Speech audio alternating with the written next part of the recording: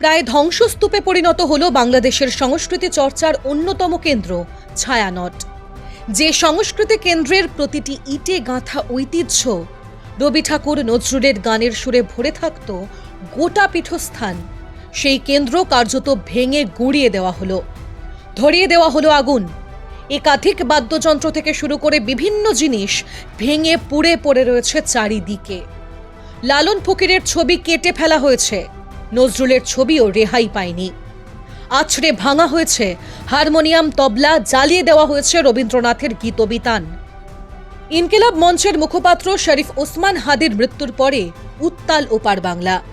চারিদিকে চলছে শুধু ভাঙচুর, সন্ত্রাসের আগুন যেন গ্রাস করছে পুরো দেশটাকে। বৃহস্পতিবার রাতে সেই গ্রাস থেকে বাঁচল না বিখ্যাত শিল্পী সঞ্জিদা খাতুনের ছায়ানটও। বৃহস্পতিবার মধ্যরাতের পরে ধানমন্ডির ছায়ানটের বিল্ডিংয়ের বিভিন্ন জায়গায় চলে দেদার ভাঙচুর। জানা যায়, রাত 1টা নাগাদ ধানমন্ডির ছায়ানটের সামনে জড়ো হতে থাকে ভিড়।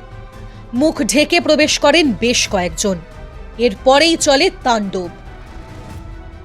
শিল্পী সঞ্জিদা খাতুনের পুত্রবধূ তথা ছায়ানটের সাধারণ সম্পাদক লাইসা আহমেদ লিসা এ প্রসঙ্গে বলেন, ইনকিলাব মঞ্চের মুখপাত্র শরীফ ওসমান হাদির মৃত্যুতে গভীর শোক প্রকাশ করছে, কিন্তু তার মৃত্যুর জন্য ছায়ানটে এই হামলার ঘটনা আমার কাছে একেবারেই বোধগম্য নয়।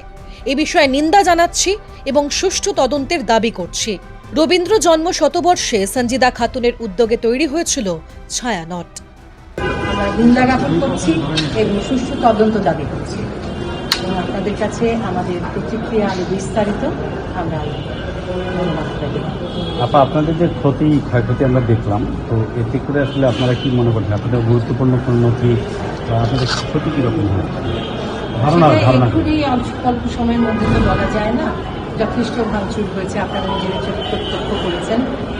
সেটা আর্থিক হিসাব করে তো বলা সম্ভব। আর্থিক বলছি না, নথিগত সেভাবে হয়তো হয়নি। আমাদের প্রচুর বই, দুষ্প্রাপ্য বই ইত্যাদি হয়তো গেছে, কিন্তু বিস্তারিত আমার মনে হয় যে আমরা এই মুহূর্তে এতটাই বিচলিত আছি এবং আমরা ভীষণভাবে চাইছি যে এটা সুষ্ঠু তদন্ত হোক এবং ওসমান হাদির মৃত্যুতে আমরা শোক প্রকাশ করছি এবং সেটার সূত্র ধরে ছায়ানটের হামলাটা আমরা একেবারে আমাদের কাছে বোধগম্য নয়।